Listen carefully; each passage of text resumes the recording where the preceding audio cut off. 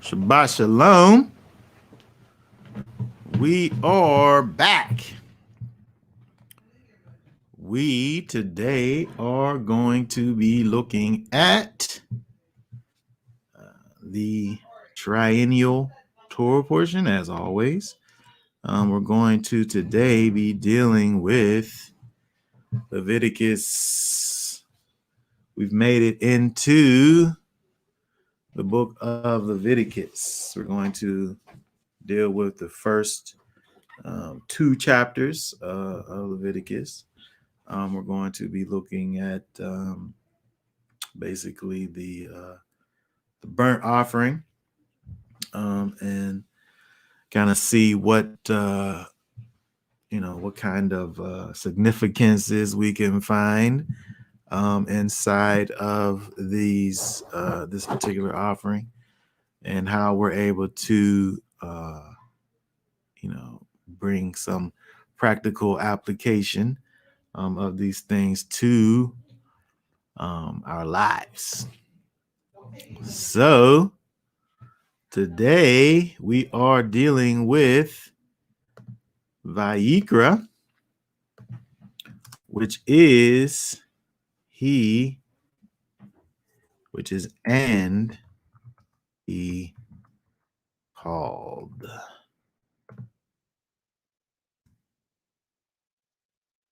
And he called Vayikra. Okay.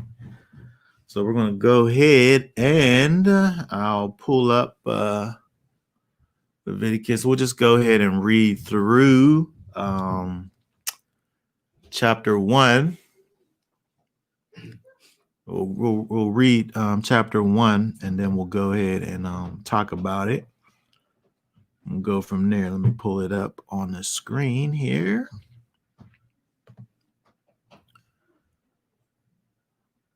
Go ahead and read that. Leviticus 1.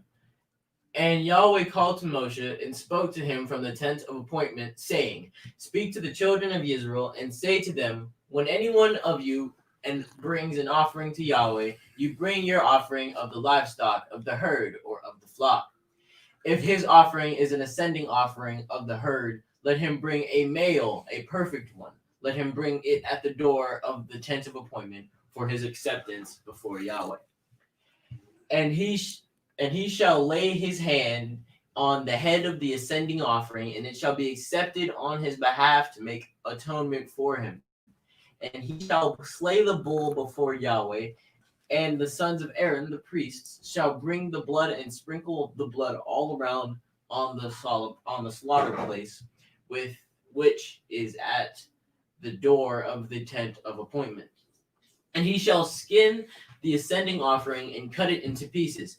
And the son of Aaron, the priest, shall put fire on the slaughter place, and lay the wood in order on the fire. And the sons of Aaron, the priest, shall arrange the pieces with the head of the fat on the wood, which is on the fire of the slaughter place. But its entrails and its legs he washes with water, and the priest shall burn all of it on the slaughter place as an ascending offering, an offering made by fire, a sweet fragrance to Yahweh. And if his offering is from the flock, from the sheep, or from the goats as an ascending offering, let him bring a male, a perfect one. And he shall slay it on the north side of the slaughter place before Yahweh. And the sons of Aaron, the priests, shall sprinkle its blood on the slaughter place all around. And he shall cut it into pieces with its head and its fat. And the priest shall arrange them on the wood which is on the fire of the slaughter place. But the entrails and the legs he washes with water. And the priests shall bring it all and burn it on the slaughter place. It is an ascending offering, an offering made by fire, a sweet fragrance to Yahweh. And if the ascending offering of his offering to Yahweh is of birds, then he shall bring his offering of turtle doves or young pigeons. And the priest shall bring it to the slaughter place and shall wring off its head and burn it on the slaughter place, and its blood shall be drained out at the side of the slaughter place. And he shall remove its crop with its feathers and throw it beside the slaughter place on the east side into the place for ashes. And he shall split it at its wings, but not sever it. And the priest shall burn it on the slaughter place on the wood that is on the fire. It is an ascending offering, an offering made by fire, a sweet fragrance to Yahweh. Okay, all right, very good. Okay, let's go back. So a few things we want to talk about inside of here. We want to go back up. Again, today's portion is Vayikra. Vayikra, which is this right here. And, well, it's saying, and he, the scriptures says, and Yahweh called. Vayikra, and he called. Vayikra is what, this book would be called in the Hebrew, as opposed to Leviticus. Leviticus.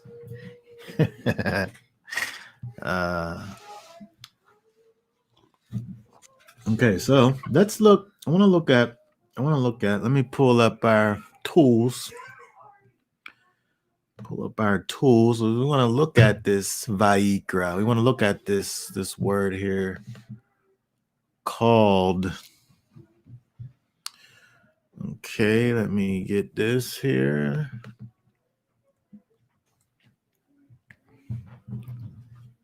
Let's get this over here. We want this one. Okay, so this word here is kara. Kara. Let's put this over here so we can see it.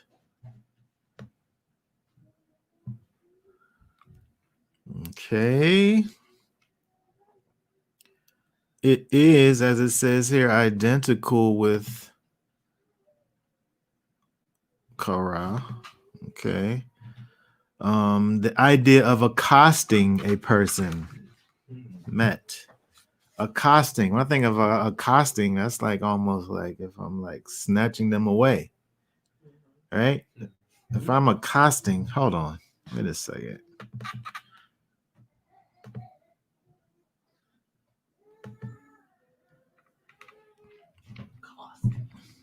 Addressing by first. Oh, okay.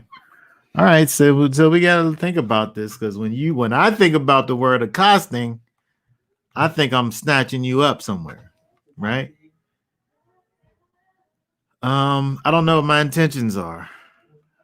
But according to this 1828 dictionary, it says addressing by first speaking to, which is not what I was thinking the word accosting means, right? Okay, so that's more along the lines of what we're thinking about, right? The idea of addressing by first speaking to a person, to call out to, that is properly address by name. Okay.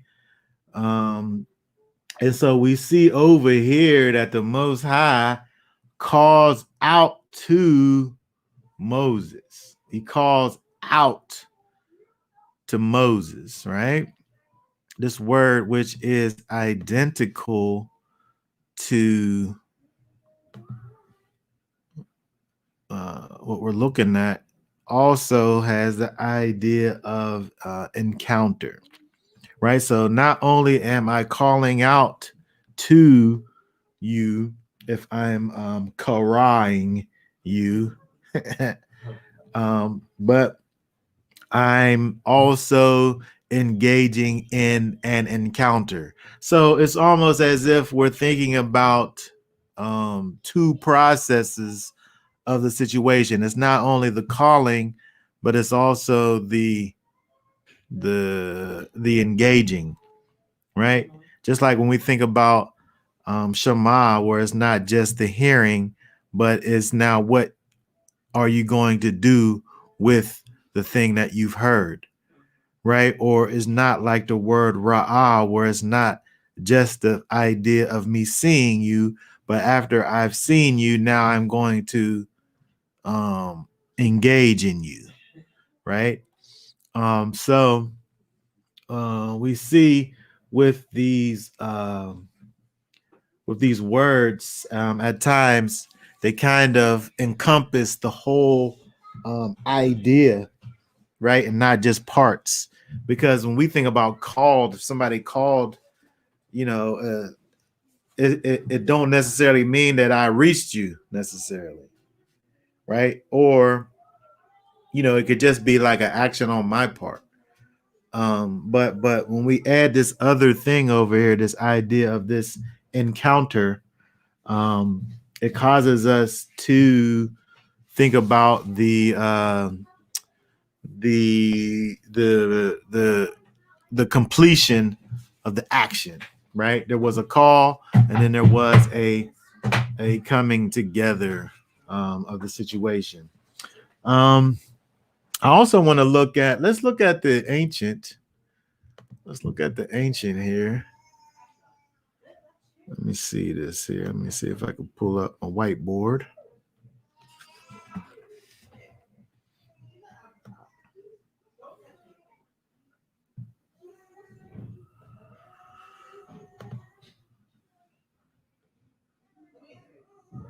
Okay, let's see here. All right, so the word kara is a kuf, which is the sun at the horizon. Okay, it's also a resh, which is, oh, this is bad, a man's head. Oh, this is terrible here.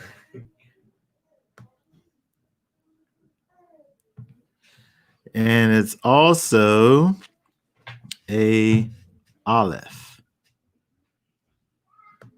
which is an ox's head.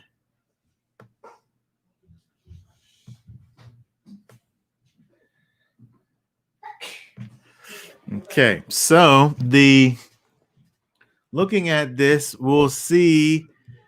Let's see. When we look at this here, it gives us the idea of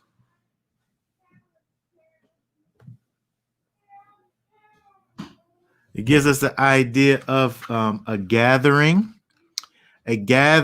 or a condensing of or a coming in to a specific point.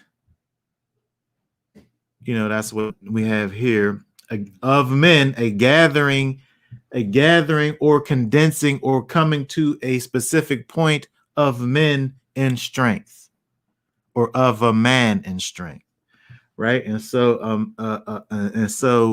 the man is coming into a specific point mightily, right?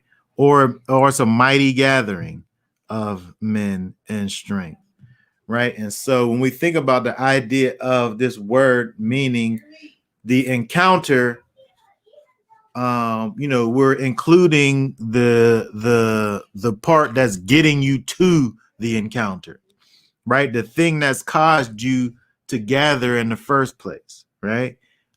Is that calling out. All right. And so when we look back, let's get back over to the scriptures here.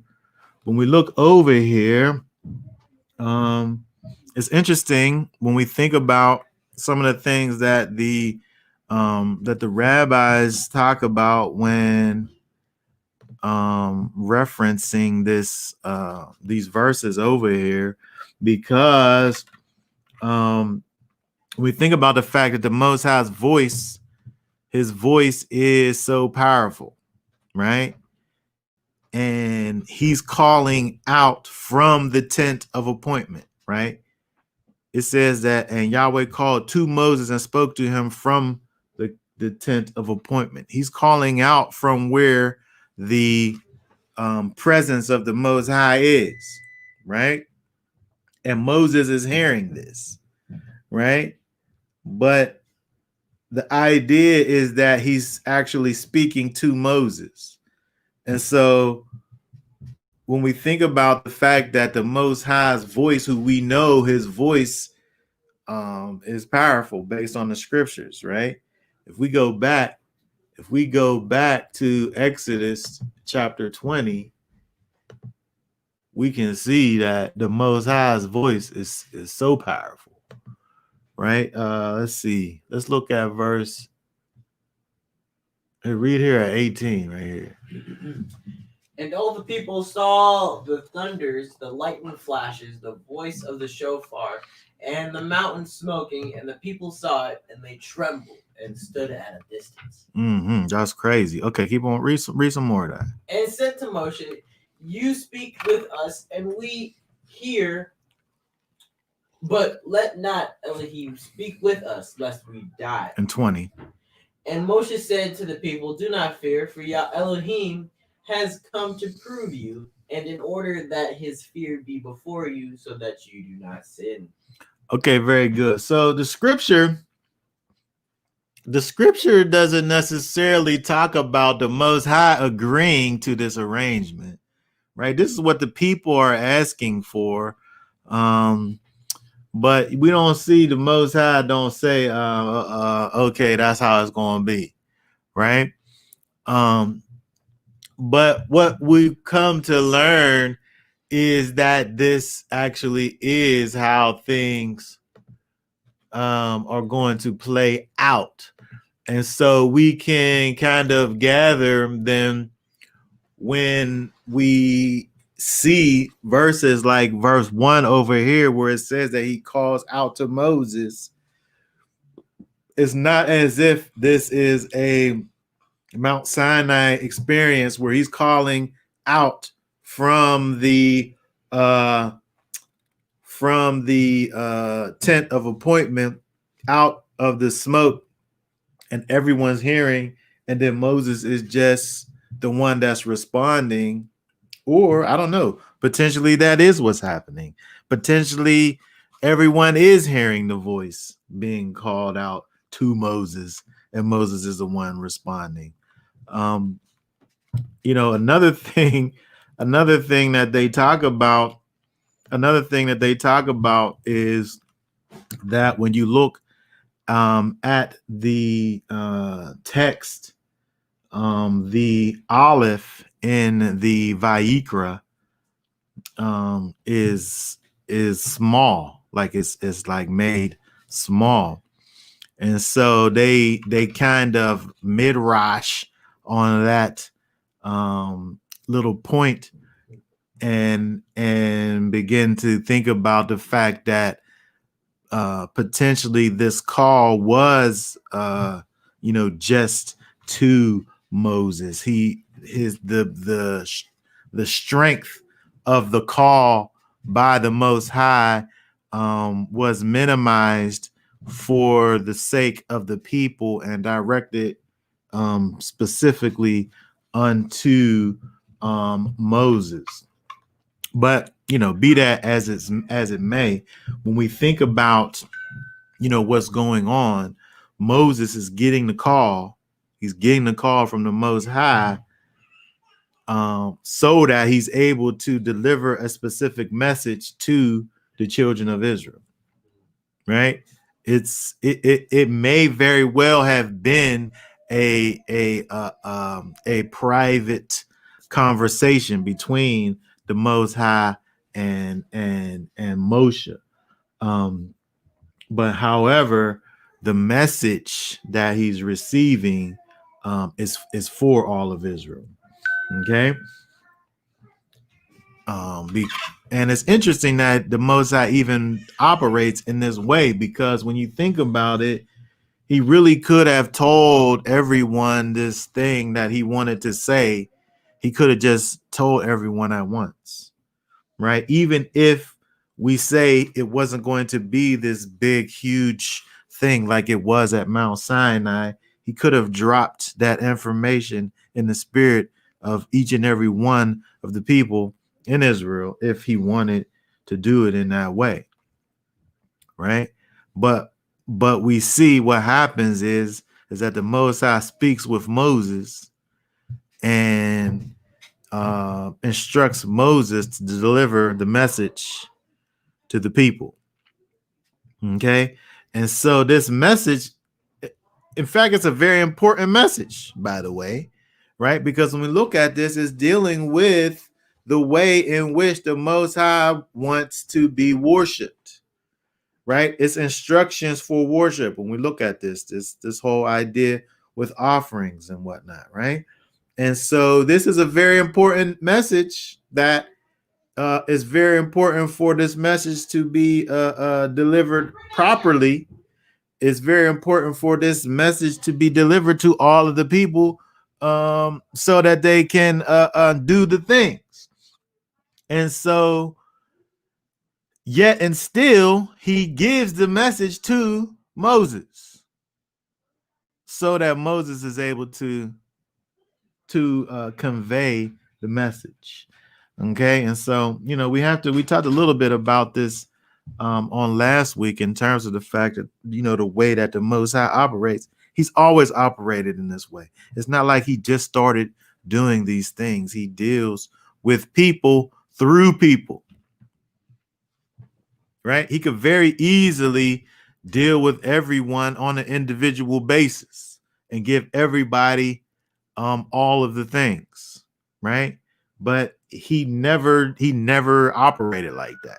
He never did that, right? And so this is just another example of this very important message that required the obedience of Moses first of all, and then also the obedience of the priests who would be doing the majority of the work over here, and then also the people, because the people have a part to play in this situation as well. So it's necessary for multiple parties to have all of the information. Even though we're talking about sacrifices, we look at this burnt offering. There's a thing for the sacrificer to do over here that he needs to know about, right? And so again, all of this information is given to Moshe so that he can go ahead and say what it is that the Most High said. Okay. And so in the same way, we could think about the way that the Most High deals with you and I in terms of, sometimes the Most High got something for you to know, right? He got something that he wants for you specifically to know. But he's not necessarily going to tell you the thing. Right? He gonna tell somebody else so they could come and be obedient to the Most High, and they'll tell you what it is that the Most High wants for you to know. Okay. And when we look at this example over here, is a perfect example of this again, because this is like a very serious situation over here, right? The people got to get this right. The priests, they got to get this thing right. They can't be doing this in a wrong way, right? They got to do it right. And yet and still, the only way that this thing can be carried out, delivered to the people, and put into action is based on the obedience of the initial hearer and him going out and doing the thing that the Most High said needs to be done. Okay. All right, so let's keep on going over here. Let's go down. Let's look at verse 2. Well, we've read it, but we want to deal with this word here, offering. Okay, when any man brings an offering, Okay. So let's see what it is that he's talking about over here, because this really is the one of the main things of this chapter. Here, let's click on here. Any man brings an offering. That word there is korban. Korban. Korban. This is something brought near the altar, right? Korban, something brought near the altar, that is specifically a sacrificial present, offering, oblation that is offered or offering from this word here. This is 71:33 is from this word here, karab. Karab, to bring near. Okay, so this word korban, that means something that's brought near the altar, right? Or this sacrificial present is from this word that means to bring near for whatever purpose. Okay, which is interesting because first thing we start off with is this Vayikra, right? This Vayikra or this kara, which is to call, right? And to encounter. And then we see he's calling him and telling him about the way in which he wants for the people to bring near or be brought near or to come near, right? And so there's a connection. There's a connection between the calling and the karab and the korban, right? That we see a connection between the Most High in terms of him doing this calling over here and the response, which is to bring near or to be brought near the altar. Okay, let's look at this. Let's look at this word because it's similar. It's similar when we look here. Let's see here. Let me get this out of the way. Get this up here. Okay. Korav is going to be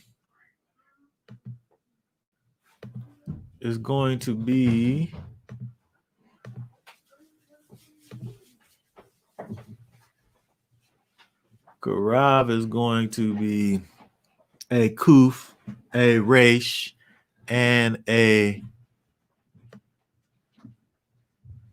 bait, which is the tent plan, the floor plan for the tent. Okay. And so when we think about the floor plan for the tent, we can also think about, the house. All right. And so when we have the gathering of men in the house, okay, right, coming in to the house. And so we're looking at this action. We're looking at this action that the Most High is instructing the people how to come into the dwelling place of the Most High, or how men are to come and dwell with the Most High, how men are to come and approach or draw near to the Almighty. Right? We're doing this through we're doing this through this sacrifice. Okay.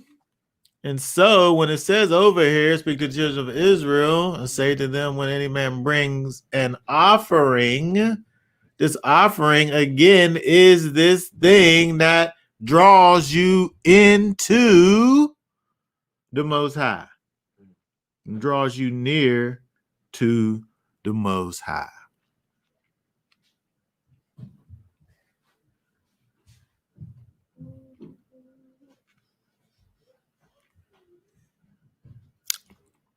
All right, let's keep on going here.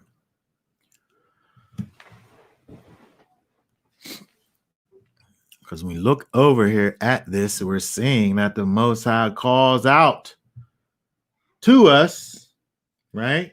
He calls out to us, and he wants us to draw near to him, right?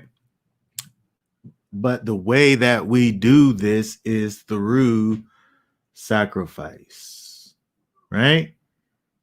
The way that we do draw near unto him is sacrifice. This korab is the act of drawing near, but when we put it in this way, this korab, right? This korban, I should say, this korban is this act of drawing near, which is this act of sacrifice. Okay? This sacrificial gift or present to the Most High. When we think about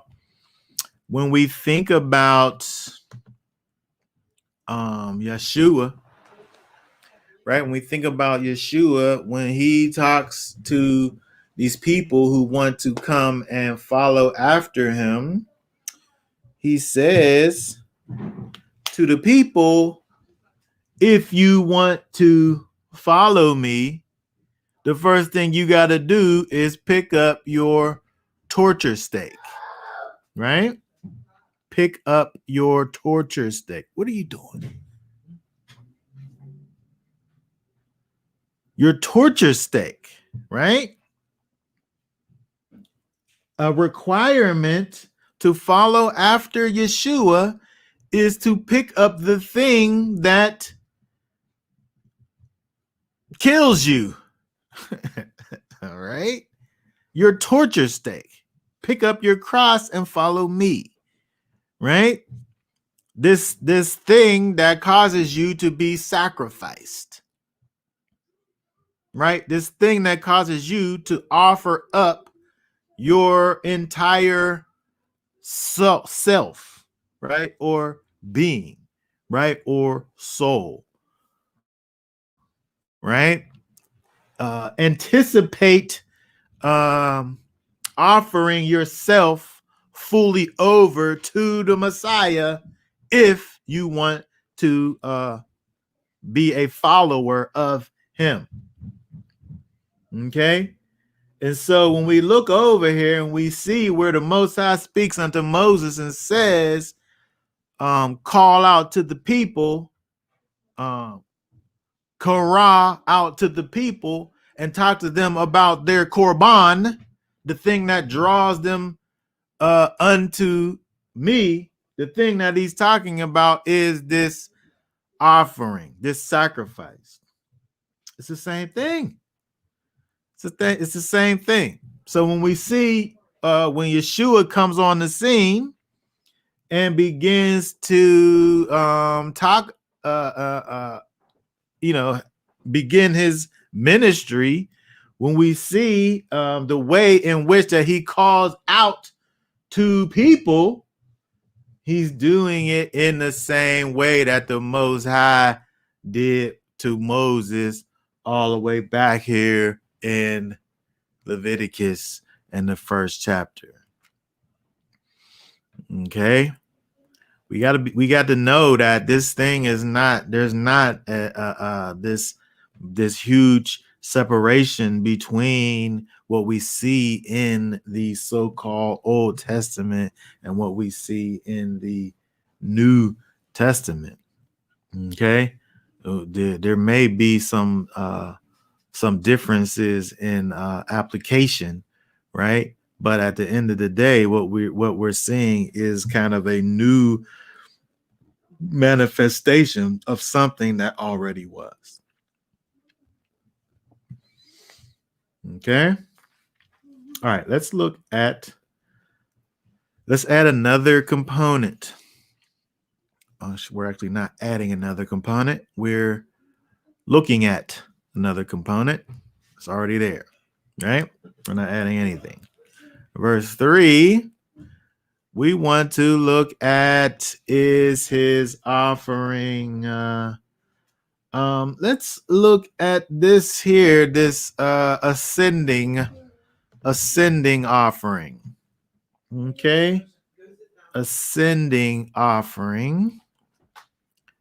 Okay, because we're already dealing with the fact that the thing that the Most High is speaking with Moses about is when the people are working to draw near to the Most High. The way in which they're doing it is by sacrifice through this offering, right? And so if this offering that they bring is a ascending offering of the herd, this is how they do it. Well, what's an ascending offering? That's what we got to know, right? We got to know what that is first. So if his offering is an ascending offering or a burnt offering, that word there is olah. Olah, to step, or collectively stairs as ascending, right? Something that goes up. All right. So this burnt offering is this thing that goes up. And so again, when we think about what's going on over here with this burnt offering, again, we're looking at a thing that's dealing with kind of all of the process, right? From it into its completion. Because when we think about a burnt offering, like, I've always said, when I think about the altar, right? The slaughter place, it's just a big barbecue pit, right? It's just a big barbecue pit. And so, all you people, all you Israelites out here who, want to be priests and whatnot, and your barbecue game is not up to par, you not really working in your priestly duties, right? Because that priest, right, he knew how to work that barbecue pit. Okay, he knew how to get up on that thing and turn that meat around and at the right time, so that thing could come out the way that it was supposed to come out. but when we think about this ascending offering, right, if we was thinking about the altar as a as a grill, you're cooking the meat. You're cooking the meat, right? But then you're taking it back off. Okay. And so when we think about this ascending offering, all of it's going up, right? None of it's coming off. All of it's going up, right? This ascending offering, this burnt offering, wasn't something that went on and got cooked and came off, right? This thing here is burning up, right? Is ascending all the way up.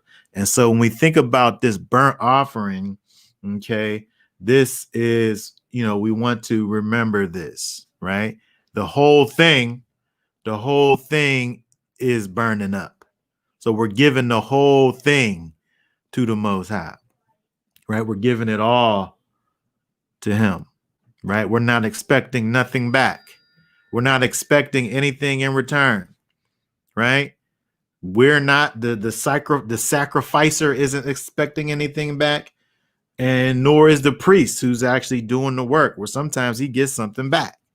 Right over here, this action, this burnt offering, this elevation offering, this olah is all about just giving it all unto the Most High. Okay. From the herd, you'll offer this male without defect. Without defect. Let's talk about that some, because he don't want, the Most High don't want no leftovers. Okay, we're not gonna pick through the things that we got and get rid of the one that we could stand per se to lose. Right? If I got a whole bunch of things over here and I gotta find one to give away, in a particular mindset, if I'm giving it away, I'm gonna keep the best for myself. I'm gonna get away the one that don't look the nicest, potentially, or the one that's the smallest.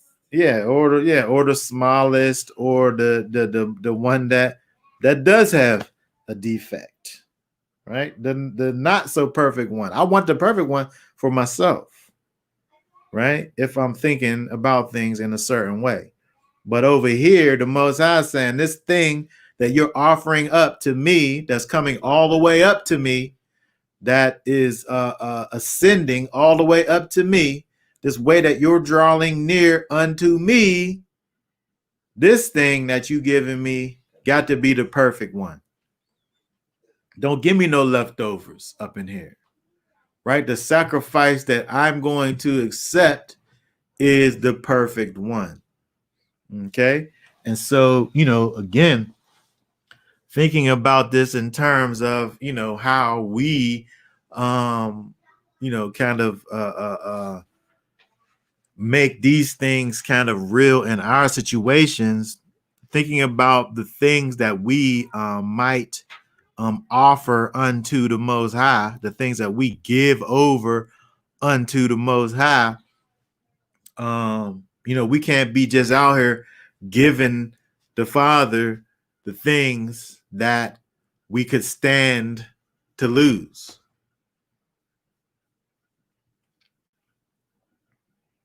That's not what he's asking for. He's not asking for you to give him the things that you could stand to lose. Let me see here what this verse is here. Let me look this up real quick. Let me get this real quick here.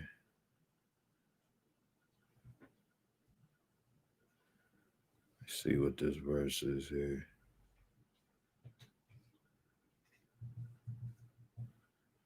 Let me see here.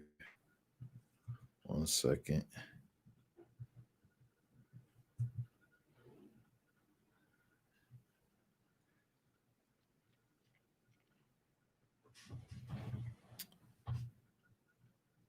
One second.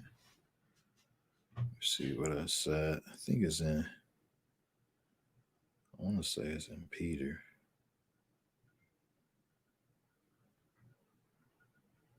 Oh, wait. No, it wasn't Peter.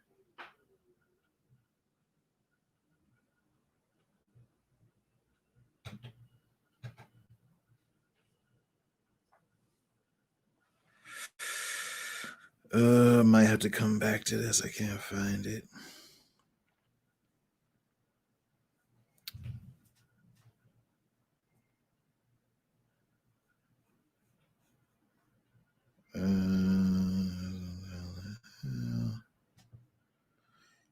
All right, I can't find what I'm looking for.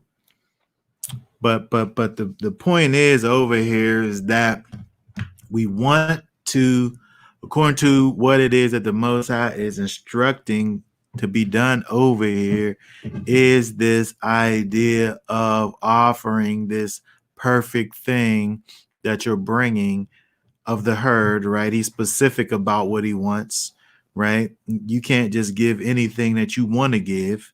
He prescribed for you the things that you're able to use for your giving, and then also he's saying, I want the perfect one, right? Don't give me the one that you don't want.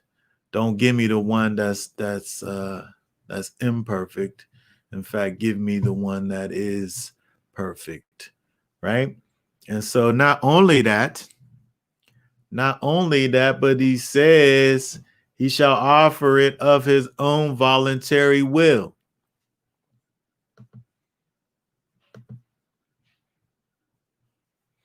Okay. This ascending offering is not about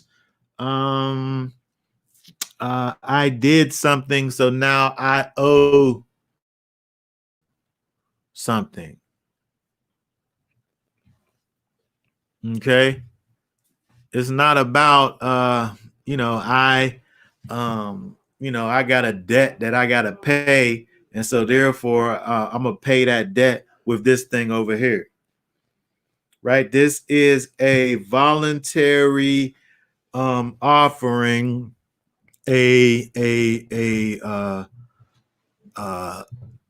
something that's not attached to anything else but your desire to draw close to the Most High. Right? It's not. It don't have anything to do with what's owed. This is not like recompense, tit for tat. Right? This is about you saying, I want to give unto the Most High so that I can draw close to him. I can show the Most High that I love, honor, and respect him, and I can show him that I want to give only unto him in the way that he wants for me to give unto him, right? Of my own free will, right? Just because this is what you want to do. Okay. And so when we look at this ascending offering, this thing that you're giving all the way over to the Most High, this is a important component of this thing, or it's different from, like, we didn't talk about sin offerings. That's probably in probably next week. But sin offering, you did a thing, so now you owe this offering. But over here, this is just about, I want to give worship and praise to the Most High. How am I supposed to do it? That's how you do it. You give him all of your best, right? You give him a complete representation of what your best is. Okay. Let's look over here. Let's pull up 1 John 5:3. What's that say right there? Verse 3. Hold on 1 second. Okay, go ahead. For this is the love for Elohim, that we guard his commands, and his commands are not heavy. Okay, his commands are not heavy, or his commands are not burdensome, right? The things that we're doing for the Most High is not a burden. It's not grievous, right? It's something that I'm doing because of the fact that I love you. Okay? If somebody sit up here, if somebody that do stuff for you all the time sit up here and be like, I sit up here and do all this stuff for you, they not doing it the way that the Most High is talking about over here, right? Because that's doing something, expecting something back. Or I gotta sit up here and say, I sit up here and I get up and I go over here and I do this and I do all of this stuff for you, right? Like it's like a payment or something, right? this over here, for this is the love of Elohim, guarding his commandments, doing the things that the Most High likes, and is not a thing. Right? So when we talk about the idea of what love actually looks like, it's about you doing this thing just because of how I decide how I'm going to deal with you. It's not about wanting to receive something in return. It's just my way of drawing close to you. There's sacrifices involved in it, but that's what I signed up for. I signed up for the sacrifices, right? I want for this thing to be difficult. I want for there to be work involved in this thing, right? I don't want this to just be some old regular thing. I want this to be like the best thing. So I'm going to do all of the things to make sure that I'm offering all that I'm able to offer for your benefit, not for mine. Right? Because that's the sacrifice. Right? I'm losing something here. We think about the sacrifice, the sacrificer, he's losing something. Right? He's losing his best thing from the herd that he had. He loses that. He gives that up to the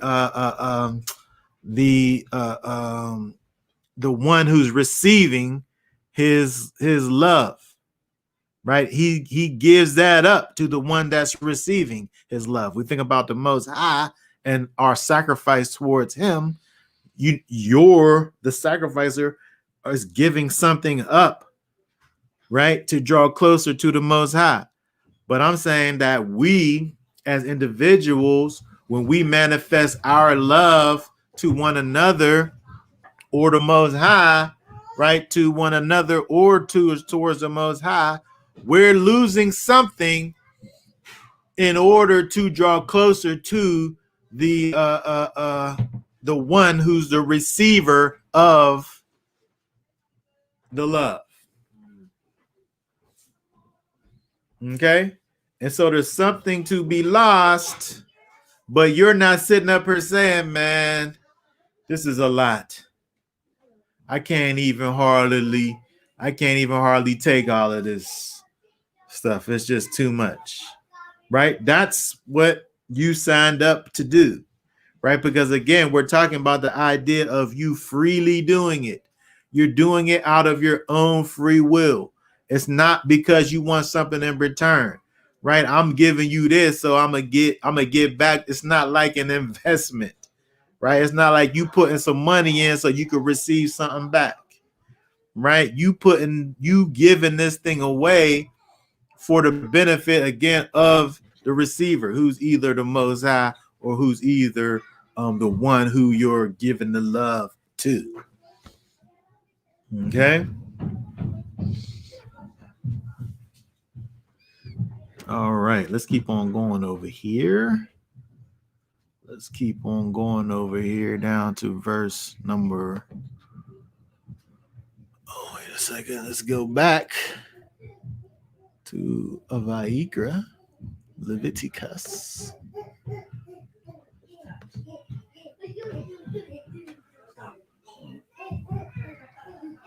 Okay, when we see over here in verse 4, he says, he shall lay his hand on the head of the ascending offering. Okay, so now we got this thing going on over here. He lays his hand on the head of the ascending offering. Okay, and so when we think about this,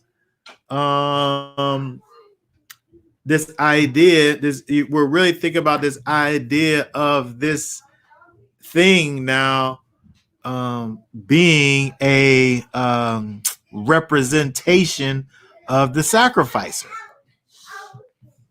Okay, it's being a representation of the sacrificer. If we were to move forward in Leviticus and see where we see what the actions that the priest does in terms of the Day of Atonement, where he places his hand on the goat and pronounces the sins, right? It's almost as if there's kind of like this transference that's happening with the goat. Now, see the same things going on with the elevation offering, because this thing that you're offering is a representation of yourself. Okay, you're giving your all over to be sacrificed or lifted up to the Most High, and not wanting nothing back. Right, your all is being offered over unto the Most High. Okay, that's because that's what He wants. You're freely giving it, but He has a requirement as to what you give. Right, He made up the amount upon which you give, but you're freely saying, I don't have a problem with giving it. Right, it's fine. And again, it's not about I give you this, you give me that. Right, it's about this is what the Most High accepts. It shall be accepted on His behalf. Right, when you lay your hands on the in these verses, it's talking about the bull. Right, this thing is a representation of the sacrificer. Okay, it's a representation of the one who's giving the sacrifice.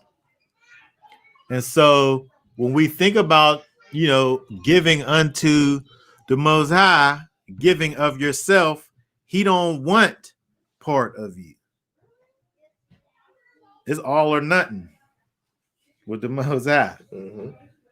Right? He didn't say, well, find the finest animal from the herd and just give me what you think I should have. Right. That's not what He said, right? He said, you give me the whole thing. Put the thing on the fire and let the whole thing come up to me. I want the whole thing, He said. And so when we think about, again, this idea of the sacrificer, this is not the priest, this is the sacrificer. This is the one who's losing something. He lays his hands on the head of the offering. And that's the way that is able to be accepted by the Most High, is that He lets this thing be a representation of His own self, His best self, His whole self, offered up to the Most High. And so when we think about this, again, in terms of how we how this represents us, we can't be out here picking and choosing the things that we're going to give over to the Most High. Right? Because you might as well not have given them anything. Right? If I have a particular requirement and I say that I need for you to do X, Y, Z, and you say, all right, I'll give you Y. Like, it don't work like that. Mm-hmm. Like if I go over here to any other place that's not like a pawn shop, or somebody on a corner, or on what's that thing that you bid for stuff, eBay. Auction or something. Oh, eBay. Okay, yeah. I can't say what the price is going to be. The price is the price, and that's what you pay. If I go up to the gas station and say I want my gas filled up, but I'm just going to fill it up for $5. I mean, maybe if this was like the 50s or something, I'll be able to do something like that. So they ain't going far. You gotta go. You gotta fill it all the way up. But the price is the price, so you got to pay the price that's dear. Okay, and so when we think about this idea of this ascending offering, this burnt offering, this way that upon which the Most High is allowing for us to draw near to him. He said, I want for you to draw near to me, but you got to do it the way that I'm saying for you to do it, and give me the whole thing. Give me the whole thing. This is one of the first lessons in the whole Bible. This idea of giving the Most High as a burnt offering, the whole thing. He wants the best parts of it. Where we find this at? Let's see here.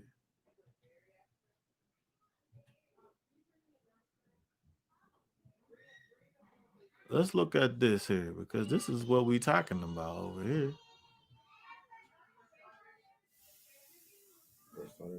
Let's look at let's see here.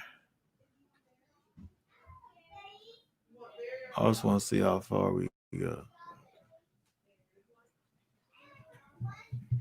Yeah, let's start reading that verse 3 here. And it came to be in the course of time that Cain brought an offering of the fruit of the ground to Yahweh. Oh, hold 1 second.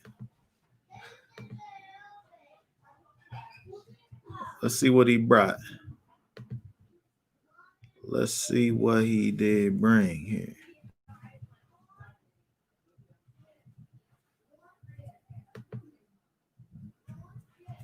Oh, he brought a mincha. Okay. We ain't start talking about mincha yet. But go ahead. Okay. And Abel also brought of the firstborn of his flock and of their fat. And Yahweh looked at Abel and his offering, but he did not look at Cain and his offering. And Cain was very wroth, and his face fell. So the one brother brought something, and the other brother brought something, and the Most High didn't look at the thing that the one brother looked at. He ain't look at it, he said, but he did not look to Cain and his offering. He didn't even look to it. And so there's something to be said about the why. There's something to be said about why he looked at one and then look at the other. Okay. And so when we thinking about this, and we thinking about this in terms of what we're looking at over here in Vayikra, when we see that the Most High is saying, when you're giving me this thing, when you're giving me this burnt offering, this ascending offering, this olah, when you're putting your hand on the head of this animal from the herd, and that animal's being a representation of yourself, I want the best that you could give, the one that's without blemish. Don't give me the leftovers. You give me the one that is the best, without blemish, and let the whole thing burn up. Don't cook it and let some smoke come off and then take it off and then eat it. Right? He said, I want the whole thing. And so again, when we thinking about, how we deal, this is how we deal with the Most High right now. And this is how we get through things and move forward in this thing. If we're going to sit up here and say, well, I'm gonna go ahead and turn over these things to the Most High that I feel comfortable with turning over to him. But the things that I want to hold on to, I'm gonna go ahead and keep those things. But if we think about that in the scope of things, right, again, if the Most High has a requirement for what he wants from you, and then you going to turn around and just make up your own requirement, it's not like, this ain't like school where you get like half credit for like participation or nothing like that. Right. Like, you might as well not give them nothing if all you gonna give them is the thing that you said you was gonna give them, because he didn't ask for that in the first place.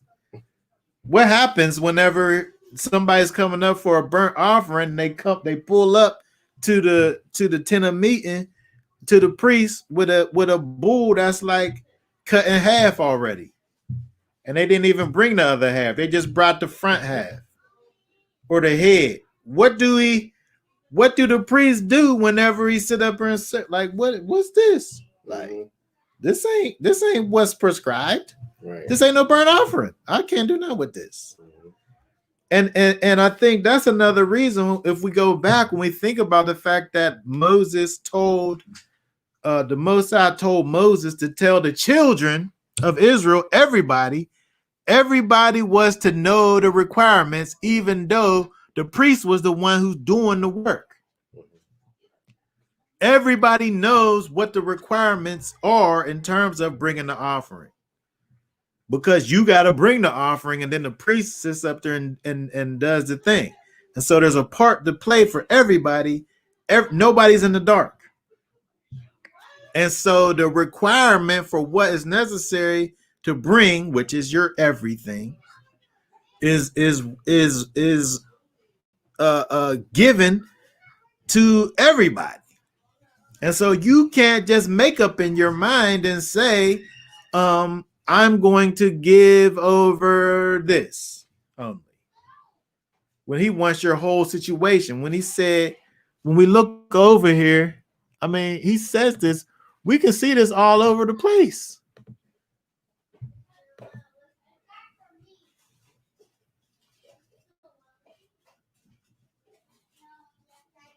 What that verse 5 right there say? It says, you shall love Yahweh with your Yahweh your Elohim with all your heart, and with all your heart, and then with what? And with all your being. And with all your being, and then with what? And with all your might. And then with all your might. Like, this is like a real word over here with this word here. It's not even just like a filler. Like, they're just not even putting that in there just to make it be a complete sentence. Like, that's a real word that's there, that he don't just want your heart, a part of it. He want the whole thing.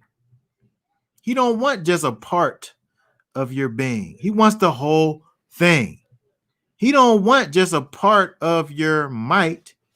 He wants the whole thing, in terms of loving the Most High. And we're talking about loving, because love is something that we think about when we think about the idea of drawing near. That's what we're talking about with this sacrifice, this burnt offering, this idea, this act that draws near, this korban, this act that draws near. The Most High wants everything. He wants the whole thing. Okay. And so we can't, not do this. We can't give a father just part of our life. The part that makes sense, we'll give them that. But I got these people over here. I got to, I got to be with these folks over here. Like, these are my peeps. Right? And I got to keep them happy over there. The Most High, he'll be there. I guess he'll be there whenever right? But these people over here, this flesh and blood, I got to keep these people happy over here. So I'm a divide myself in half. I got this set apart part of me, and then I got this carnal part over here on the other side. When we look at the ascending offering, again, this animal is that representation of you. And so you can't just say that it's just going to be, just this little bit, right? That's not how it works. Okay, so when we looked at this, let's keep on going. We looked at this, we see all of these different components, this idea of laying your hand on the animal, having this kind of a transference where this thing represents who you are. The idea that this thing is going on the altar and it's going to ascend. The idea of it is for the whole thing to ascend. The whole thing goes up, right? The whole thing goes to the Most High. It is this offering is a perfect one. It's without spot. It's without blemish, right? It's not the leftovers. You're getting the one that's the best one that you could find, the best thing that you can use to represent yourself. You're bringing that, and the whole thing's going up, and that's the way in which you draw unto the Father. And then, so when we look at this chapter, we see that you can either bring a bull or goat and sheep or a bird. Well, a specific bird, the turtle dove, which is basically pigeon. Okay, so typically when we think about the bull, which it talks about first, the bull was basically for the nation, right? We see where a bull is basically for the nation or for kings, or this represented kings, or it represented the whole nation, or even the high priest, right? Regular people, weren't that wasn't their you could bring a bull if you had it like that, right? And so again, over here, you bringing your best, maybe your best is a bull, right? But you're not expected to bring a bull, because again, you will find commandments that talk about this bull representing the whole nation or the priests, right? Or for a king, right? Regular people was just going to have, you was able to bring a goat or a sheep, right? That was like the regular requirement, right? And so if you're a regular now, if you're a regular person and you got goat and sheep, you wasn't bringing the turtle dove,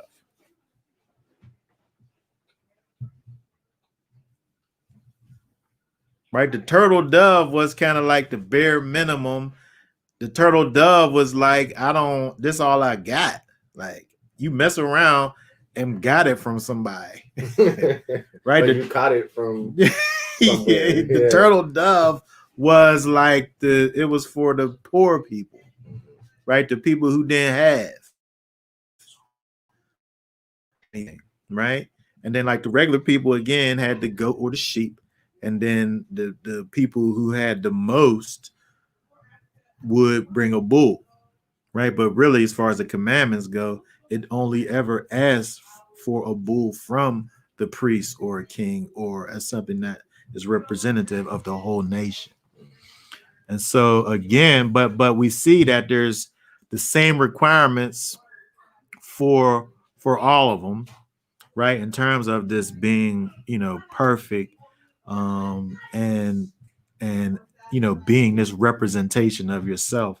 But another thing that we see over here, if we look at if we go to verse 9, we see over here that even though they took this thing and they the sacrificer would cut the thing into pieces, he would cut the whole thing into pieces, but we see over here that the entrails and the legs he washed. I mean, from a practical standpoint, we think about if we here, let's just look this up here, because this version here, the scripture says entrails. The King James says inwards. This word here is Kareb.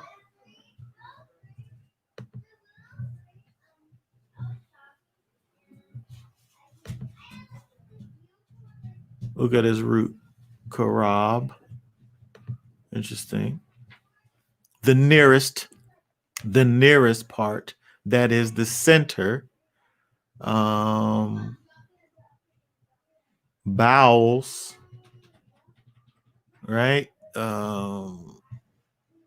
So the inward parts that it's talking about is probably like its guts, right? It is the chitterlings, probably, right? So you was washing that stuff out first, and then you was gonna burn it.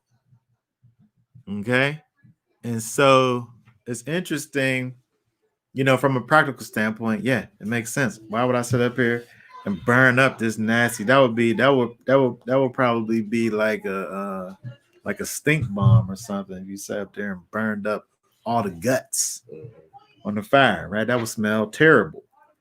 So from a practical standpoint, yeah, we see this, right? We see that, right? There's no problem.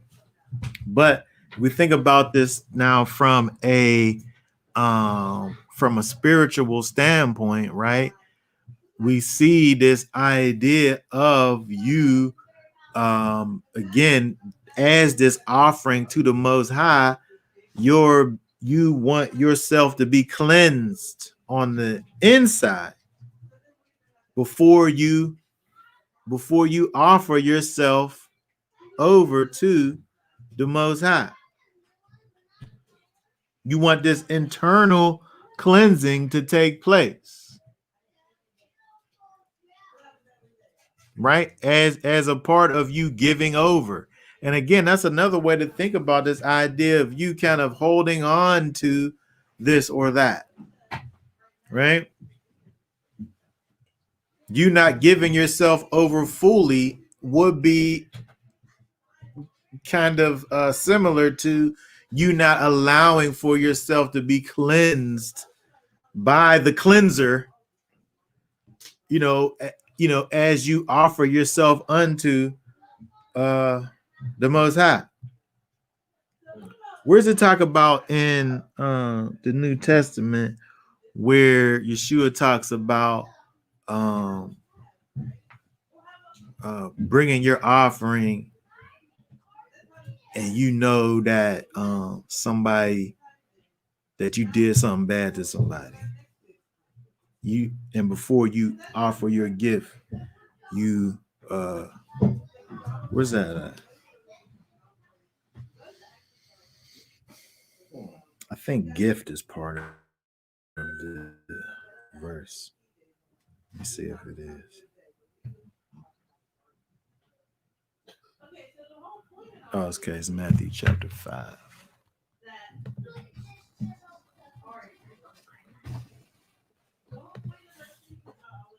Matthew chapter 5. Let's see.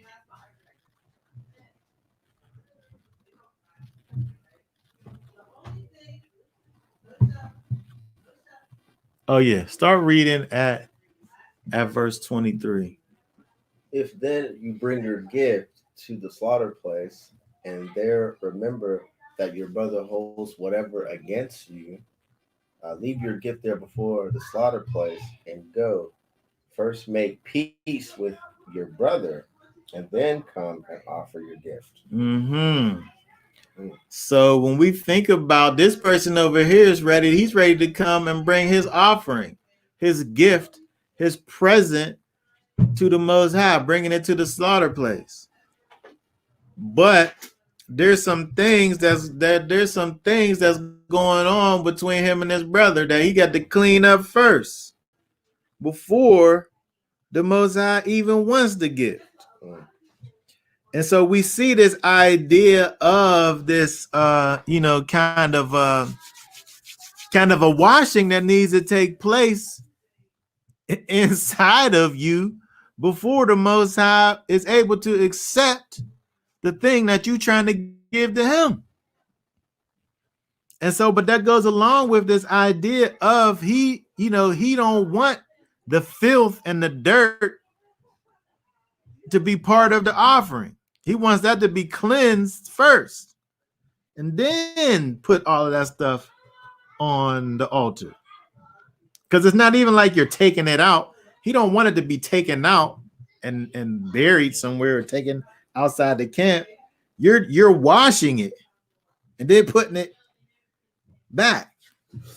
Okay, that's part of it, part of the offering. And so we can see that how that kind of connects with what Yeshua is saying over here is that if you know that there's people that got issues with you, maybe you did them wrong, or maybe they just feel like you did. Square that up, then come back to the Most High.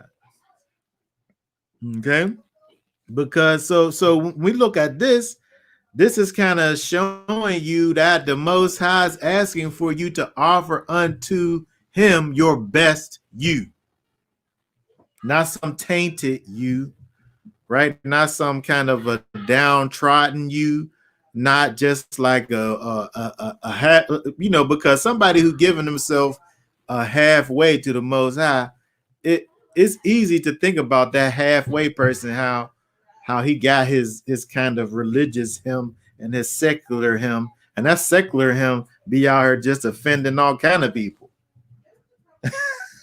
right? That's easy to kind of even think about in that way, because if you got your life kind of compartmentalized, where I deal with these people this way and I deal with these people that way, and then and the two things don't mix. Mhm. But Yeshua is saying if there's stuff that people could hang over top of you over here, he's saying get that stuff together and then come and bring your gift. And so it seems to me it's the same thing, that the picture that we see over here in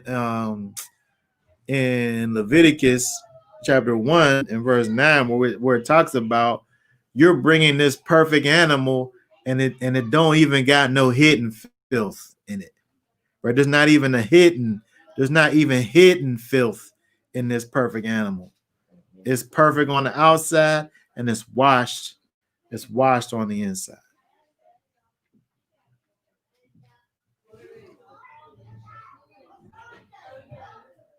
Because again, we think about these inward parts, right? Yeshua, he cleanses us wholly, right? He holy, WHOLEY, holy cleanses us, right? It's not just an external thing, but it's an external and it's an internal thing. Okay. All right, let's go back. Let's go down. Let's see where we at. 17. Oh, that's the last verse. And then he gets to the bottom, right? And he says, this is a sweet fragrance. This thing that he brings together, that you come up and you bring this perfect animal that you lay your hand on, that represents you, that you cut up into pieces, that you take that innards out and you wash it. And again, the sacrificers involved in this, not like how the priest is the one that's going to put it on the fire, right? The priest shall burn it. The priest the one who's going to burn it. But typically, you're going to bring your sacrifice, and then the priest is going to sit up here and do the things to it. But with this thing that's representing you, you cut it up into pieces. The one place, what does it say? Let me see what verse that is. It won't be the birds, because you didn't cut the birds up. You just Let's see here.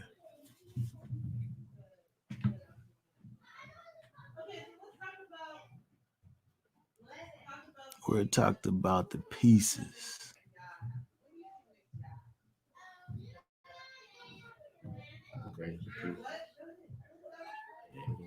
Yeah, it's verse 8.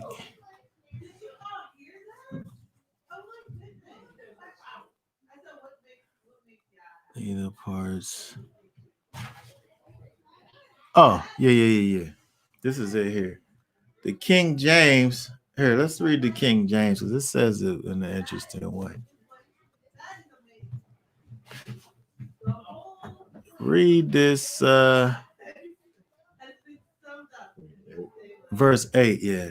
And the priests, Aaron's sons, shall lay the parts, the head, and the fat in order upon the wood that is on the fire which is upon the altar. Okay, so there's an order. There's an order to this thing. Like it's they're laying the part. They're not even kind of haphazardly just throwing the things up on there. Like they're taking these pieces that's been cut up of the whole thing, and they're putting these parts in order on the wood that is on the fire, which is upon the altar. And so there's so much order to this whole situation, right? It's important for us to think about, all of these things. Again, when we think about how it is that we, offer ourselves to the Most High, it's not just any old way. Okay, so but when we do this, it says that this is a sweet savor unto Yahweh. This thing, when we do this the way that he wants for it to be done, the only way that it's accepted, by the way. It's not as if there's a way to do it where it's where you're not doing all of the things. But when we do all of the things, this, it says, is a sweet savor unto Yahweh. This thing is nichoach. Nichoach. It's restful. It's pleasant. It's delightful. This thing is calming. This thing has a calming, it does a calming sensation to the Most High. This word nichoach is from the word nuach, which means to settle down. To settle down. That's interesting. Because if you think about something that needs to rest or something that needs to settle down, it has been worked up. I don't know, how we think about this in terms of the Most High, as if he done got worked up by this or that. But I do know that we could look in the scriptures and find where it talks about the idea of things kindling his wrath. But over here, with this ascending offering, is not about the appeasing of his wrath, right? It's just about your free will offering unto him. But yet and still, there's something that settles the Most High down whenever he receives this free will offering from his people. Right? There's something about this thing that's soothing. That's soothing to the Most High.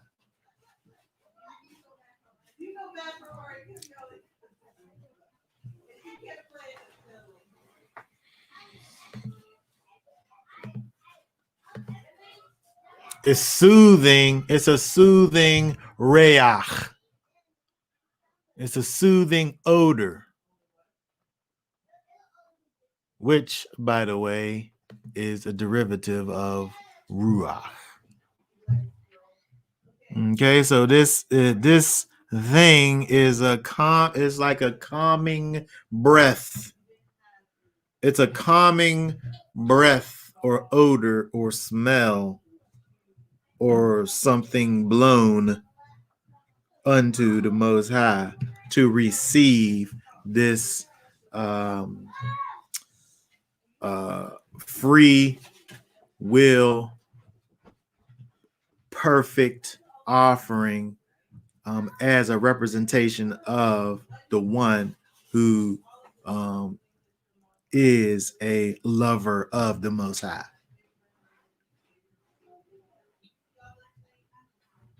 This just causes the Almighty just to be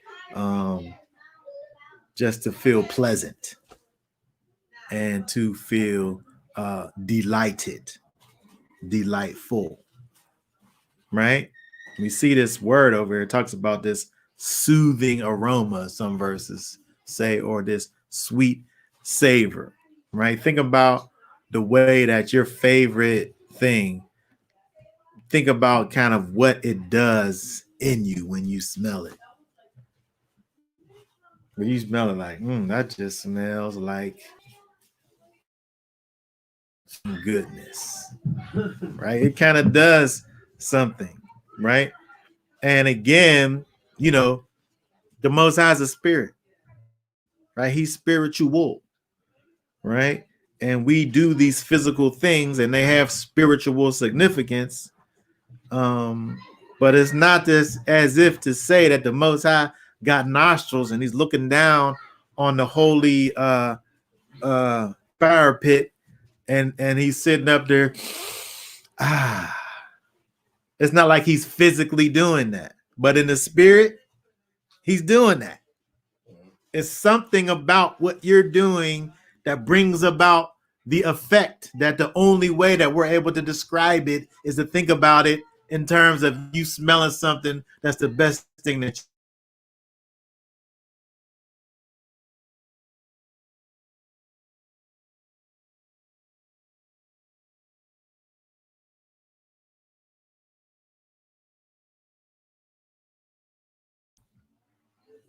sacrifice time and all that. It gotta be like a big. It's like a barbecue. Yeah, that's what I was saying earlier. You be smelling it too, like Yeah, some barbecue. So yeah. that. That's why I was saying, like these brews out here, you know what I'm saying? You're not fulfilling your duties if you don't know nothing about that grill, right? Because these priests over here, they was up here doing it up. And the Most High, it says over here, he's loving the smell. The smell to him is just, it's just calming unto him, is what it says over there, right? Okay. All right, let's keep on going there. Let's go over to the next chapter. We want to go through this and then we'll be done. Over here, let's go up here. Let's read through.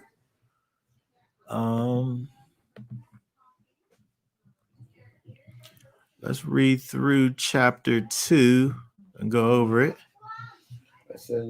Ready? Okay, go ahead. Yep. And when hold on 1 second.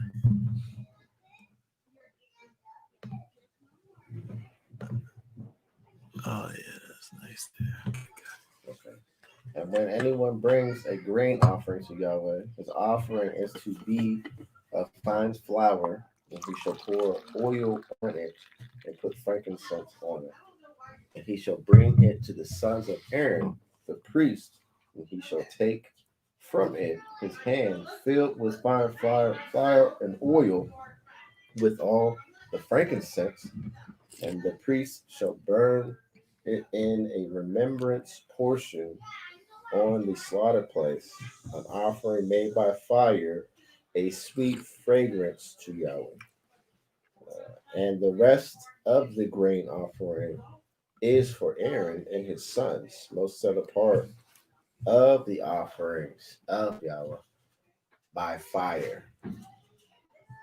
And when you bring as an offering a grain offering baked in the oven, it is of unleavened cakes and fine flour mixed with oil, or unleavened thin cakes anointed with oil.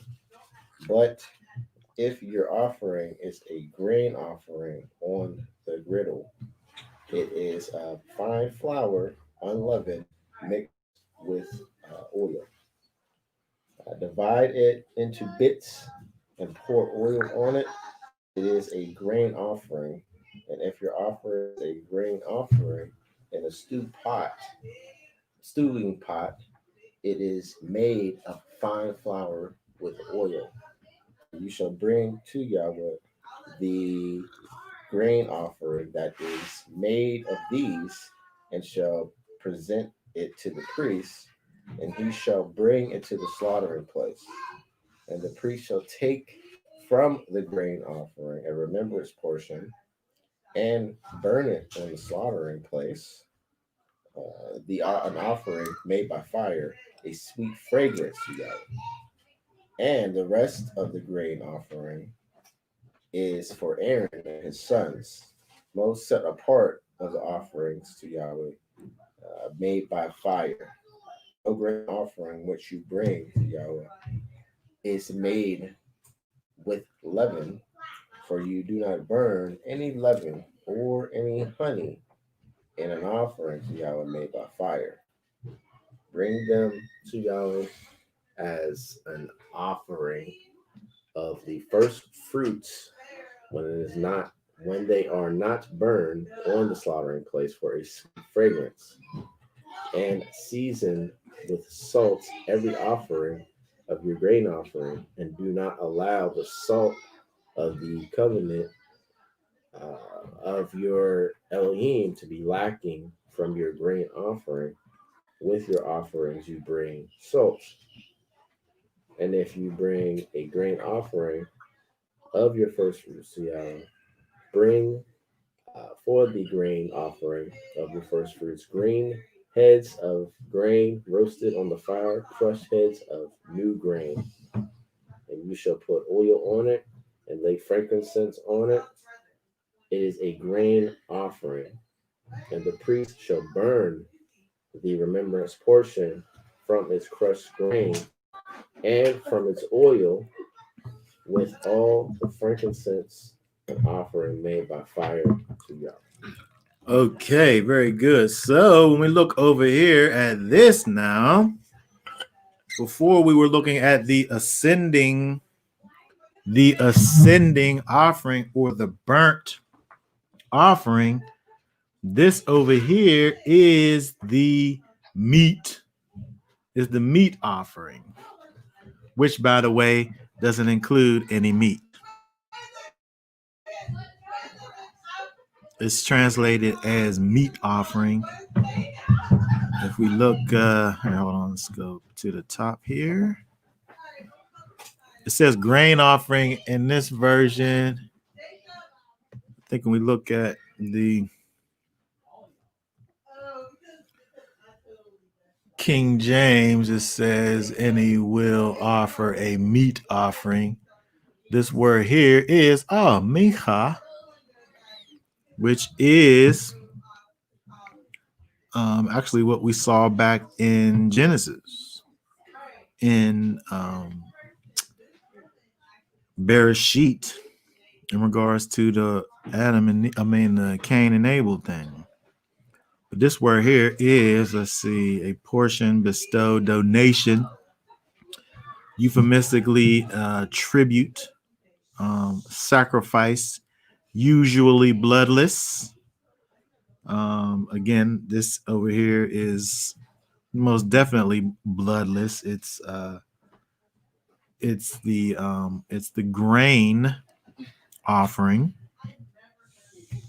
And so we see over here that if you're going to bring this grain offering, this meat offering, this meal offering, now this one over here talks about the priest.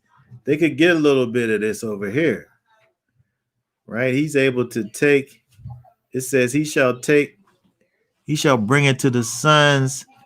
He shall take from it his hand filled with it, and the priest will burn as a remembrance the portion made by fire. So he burns some of it, which again is also a sweet fragrance to the Most High, but he's able to eat some of this. So they give you, you can make it in the oven.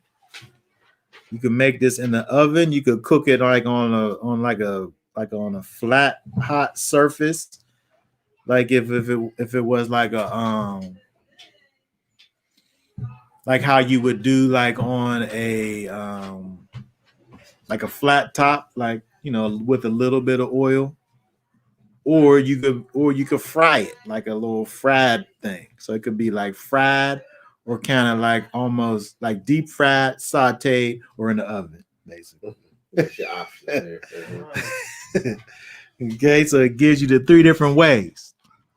Now, so if you sat up there and tried to boil it, it don't talk about that, right? It don't talk about no boiled grain offering. Okay, it don't want no dumplings. Right?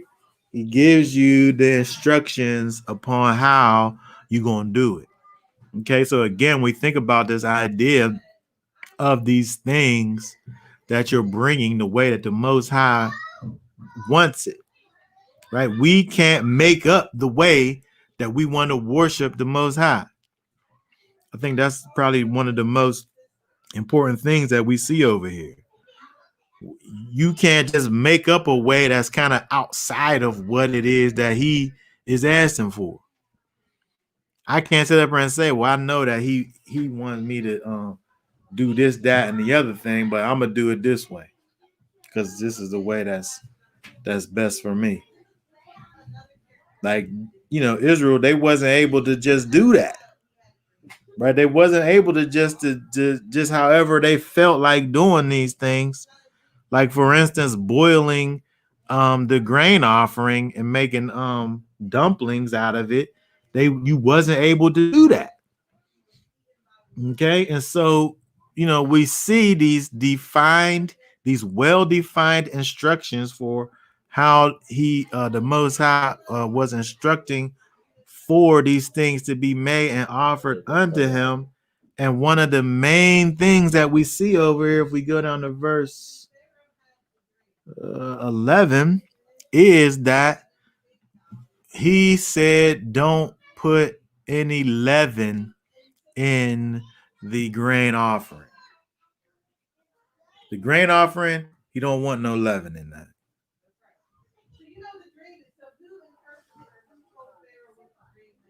Okay, no leaven and no honey. I was looking at one of these little kind of traditional commentaries, and it was talking about the thing that you would think about as being something like honey, which is like this thick, sluggish thing that kind of moves along kind of slowly, sluggish, or leaven, which of course is we think about as things that puffs up our pride. So in regards to those that are offering, because again, these things are things that are representing your own self, a part of these things, right? And so if part of what the Most High doesn't want on this thing that's been offered up to him is things that cause leaven, or things to puff up, or what we can think about point us towards pride,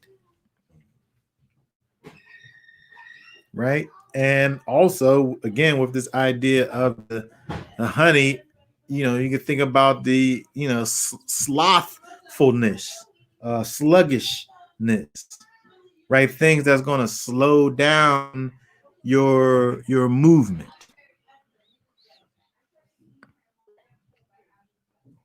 This is minimal stuff over here. You got some some frankincense, some oil, and some flour, right? And salt, right? Salt's added to everything, right? Yeah. We'll talk about the salt, but it's just just the minimum thing. He wants this thing in its rawest state, in its purest form. This is like some plain potato chips. It's just oil, potatoes, and that's it. Salt. This ain't like burritos, right? This ain't them hot Cheetos. There's like 1,000 ingredients on them things. There's no preservatives added in this situation, right? It's all organic. Is the priest making this? Or just everybody? This I think I would think that the sacrificer's bringing what he made. I would think the priest is going to burn it, but I would think that if you got to sit up here and make all this stuff up, I would think that you would bring the thing. I'm thinking too, like if individuals had to make it, that's part of it too. Probably like making it a little simple. Yeah. There's no excuse for you to not be able to get these basic things. Yeah. Yeah. He don't make it too hard for you to do the things that he wants. He don't sit up here and have these things that's out of your reach. And again, the priest is doing the offering, but it's not as if the people don't need to know, the specifics of things. The people got to know too.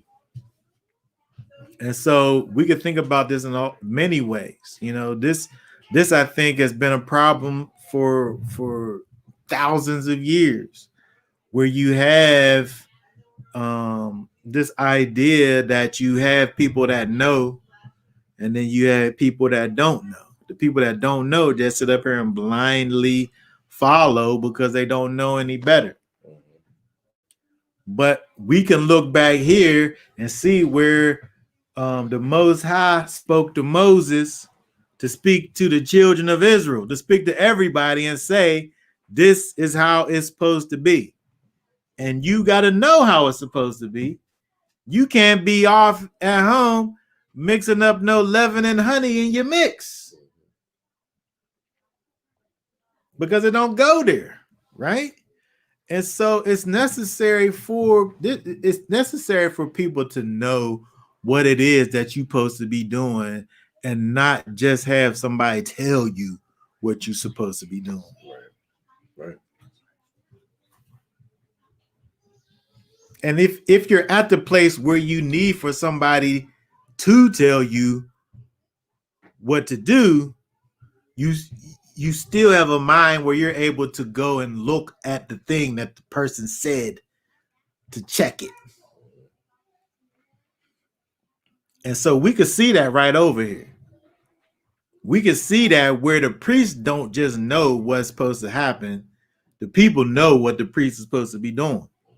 And then they just doing the things.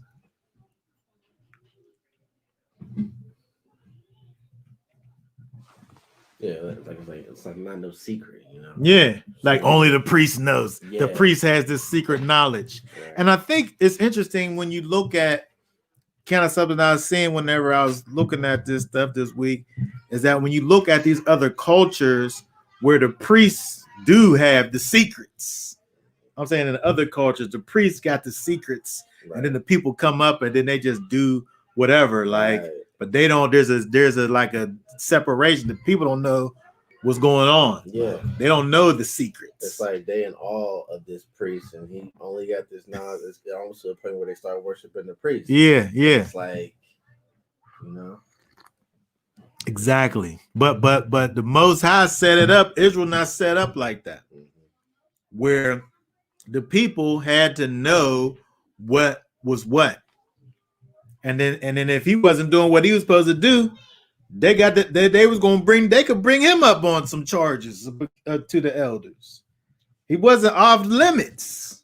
He wasn't like this one that they tried to do Moses like that. They was wrong when they did it, Right. but they tried though. Yeah. If they was right, it would have been another thing. Yeah. But they was wrong when they did it. But if they was right, it's set up like that. And so it's important. It's important for everybody to know what it is that thus says Yahweh, so that everybody's able to be checked. Mm-hmm. It's important for you to know, just as important as it is for the one who's sitting up here saying what's supposed to be to know. And we can see that clearly over here, because again, these situations where the people bringing up the things, the people got to know what to bring and what not to bring, and they got to know what the priest is supposed to be doing and what he's not supposed. They got to know that he's able to stick his hand in there and take his out. Or else he gonna be sticking his head in. They gonna sit up there and try to smack his head. Hold up, what you doing? Like, they got to know all of the things, right? And so when we look over here, look over here at 13, where it talks about now everything, right? It says season salt every offering of your grain offering. Do not allow the salt of the covenant of your Elohim to be lacking from your grain. So they put the salt on the things, right? And so when we think about this idea of this salt and where it's saying up here for it not to be lacking, we think about salt. We can understand how salt is something that preserves. Salt is something that cleanses. Salt is something that seasons. Right? Salt is something that kind of draws out certain things that are inside of a thing in terms of the flavors is concerned. The salt can kind of accentuate what's already there. Right? Too much will just make it be salty, right? But just the right amount is going to kind of accentuate what's there already. Salt is something that draws water out. Salt is something that enhances. But salt also is something that destroys. Salt is something that destroys. Let's look over here. We look at Judges, 9 and 45.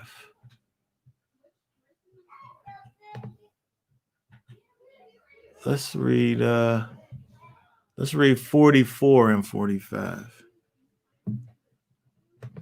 And Amalek and the company that was with him rushed forward and stood at the entrance of the gate of the city, and the other two companies rushed upon all who were in the fields and struck them. But Abimelech fought against the city all the day and captured the city and killed the people who were in it. And he broke down the city and sowed it with salt. Okay, very good. So we see this place that Abimelech went over here to fight and destroy the city. He sat up here and made it so, like, this idea of him sowing the city with salt is him kind of bringing desolation to the place, future desolation, causing the land really to be barren and unsowable. So we have this thing that's able to preserve and cleanse, but it's also something that's able to destroy. Right? It's a powerful thing. The salt was currency for the ancients. And so when we look over here again, we see that it's always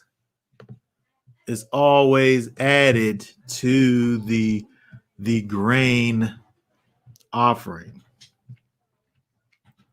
You know, Yeshua talks about his disciples, those that are followers of him are the salt of the earth, right? There's ways in which that we as the disciples of Yeshua go out. There's ways in which that we use the light that's given to us from Messiah, that cleanses and that preserves and that seasons, right? But there's also things that we do as representatives of Yeshua that also destroys. When we think about the process of building, destruction usually got to come first. If I'm going to go out here and sow a field, I got to destroy the land first, right? I till it up. I break up all of the things. There's destruction is part of it. Before I even can try to sit up here and plant a seed, anything. And so when we think about the idea of being the salt of the earth, it's not even just like a one-sided part of it, right? It's a double-sided where there's the entire process could be incorporated in this idea of us being salt, where we could look at the idea of not only creation, but destruction and creation. Okay. Let's see here.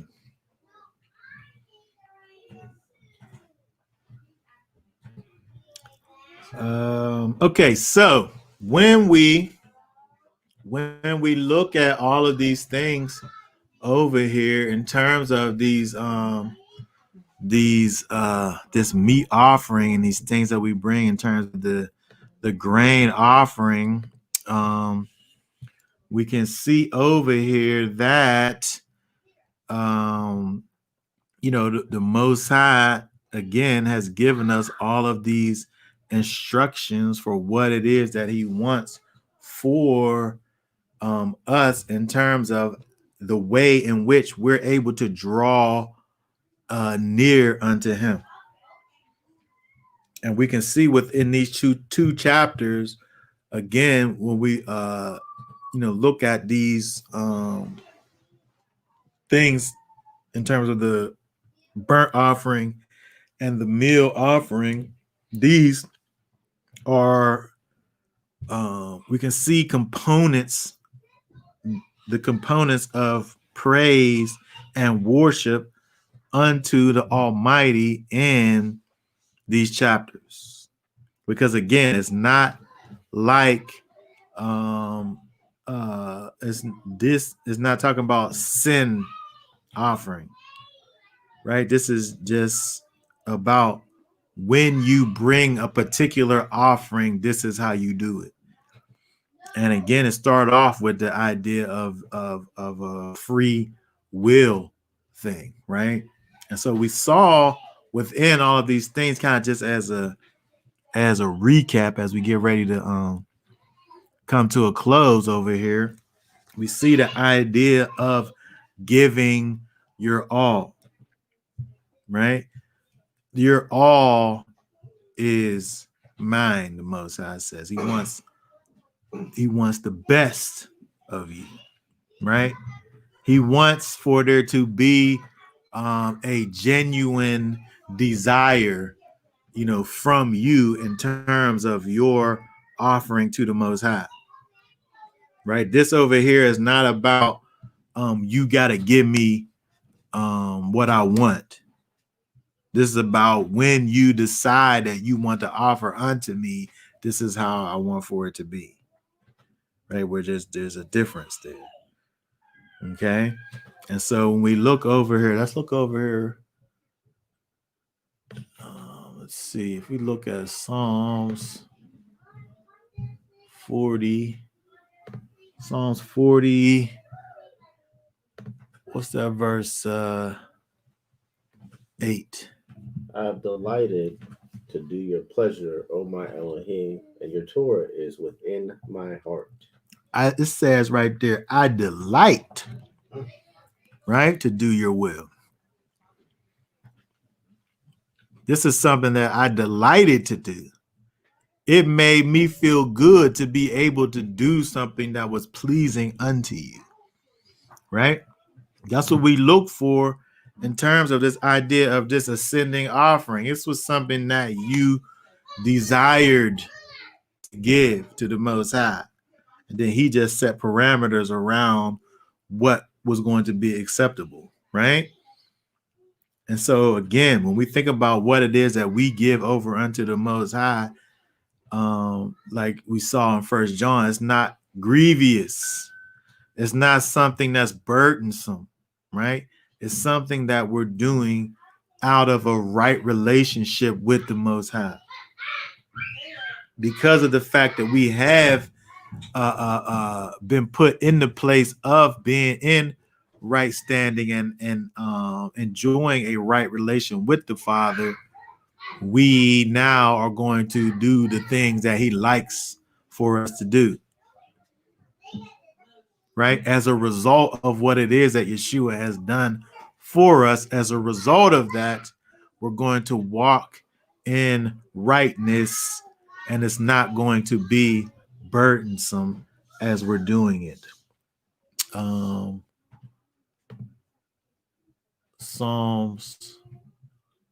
Psalms 1 and it's the first two verses there. What's that say? Blessed is the man who shall not walk in the counsel of the wrong, and shall not stand in the path of sinners, and shall not sit at the seat of scoffers. But his delight is in the Torah of Yahweh, and he meditates Torah day and night. It said his delight is in the Torah of Yahweh. That's what his delight is, right? His delight ain't to be up here with these. If you saying that your delight is the Torah of Yahweh, but you walk in the counsel of the wrong, and you stand in the path of sinners, and you sit in the seat of scoffers, that sounds like a double-minded individual to me over here. Because while you sitting up here hanging out with these people and listening to what they saying, that obviously don't jive with what the Most High is saying over in his Torah, right? So how could you really delight in his Torah and at the same time walk in the counsel of the wrong? You a lie is what you is, right? These things can't coexist. And so when we think about the idea of your delight being in the law of Yahweh, you have a desire to do the things that he likes. It's not about you owing something, right? You are happy to do it. And that's what we're talking about with this, again, with this ascending offering. You're happy to do it, right? This is different from the sin offering. The sin offering, you owe that. You did it wrong, you owe a debt. It got to be paid. This over here is just about your giving to the Most High. And the only way you get to the place of doing it the way that the Most High is asking for you to do it is for you to be doing it in a right mind and being like this person over here in verse number 2 who's delighting in the doing of it. Okay. And so, again, another component, another thing that we think about in terms of the fact that, you know, our sacrifice, our worship unto the Most High is about giving our all, is about having that genuine desire, and it's about doing it without the pride in us, right? He don't want no leaven in that grain offering. No leaven. When you brought a burnt offering, there was a meal offering that went along with it. And so when you brought that, it told you what it wanted, right? Leave the leaven out. Don't put the leaven in it. I want just that unleavened thing, right? And so again, when we think about that, thinking about that's the same way as thinking about these two verses here. If we're being pleasing unto the Most High, how is it that we have inside of us the thing that's really going to always be at the root of whatever sin it is that we're doing, which is pride? Whatever list you want to pull up in terms of transgressions, at the beginning of that, probably some pride thing. Pride's gonna make you think that you're able to do a thing that the Most High don't like in the first place.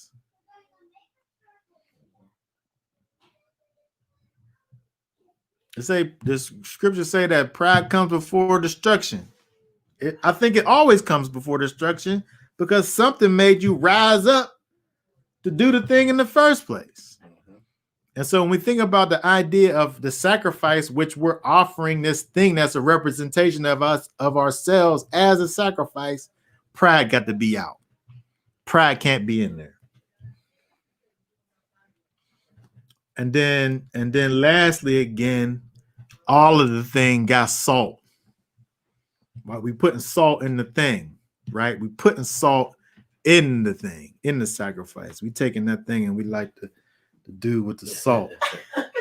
We putting that the salt's going in there, right? And so, but the salt draws out water and preserves, right? Salt draws out water and it preserves. And so we look at John. Let's just read the verse. We could read the verse. Salt goes into things. And so if we look at John 4, what did Yeshua say in 4:14?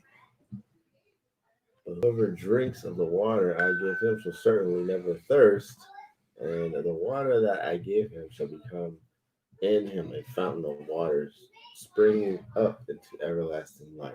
Yeshua is talking to this lady about this water that he's able to give so that you could drink and never thirst again.